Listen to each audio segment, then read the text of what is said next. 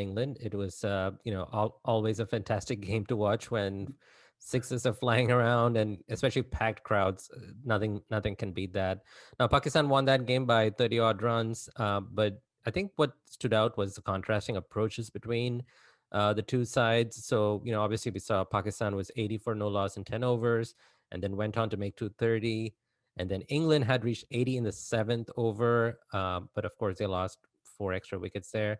Uh, Now that approach, you would say, I guess we'll see which approach is better. I think overall, uh, but do you think that approach by Pakistan, their batting approach, especially in the first half of the innings, is that a sustainable one? Is that something that you think will pay off more often than not? See, that's a tough question because a T20 approach is basically on depends on what resources you have, right? Like if suppose Pakistan has someone like a Butler, KL Rahul, Hardik Pandya, Glenn Maxwell, then you can say, yeah, it's an unsustainable approach because you're misusing these guys. But they don't really have big hitters or names like these to call upon. So then you're forced to, rely on an approach which, maximizes your strengths, especially with batting.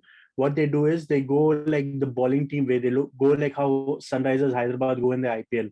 They get a par total and they wish for their bowling to do well, and that is what they do. You look at their bowlers; they have Shaheen, Hassan, Shadab, Usman Kadir, Haris Rauf. These are good bowlers in the PSL at least. So for them, what they need to do is at least get to a par total, and that par total is good enough for these guys.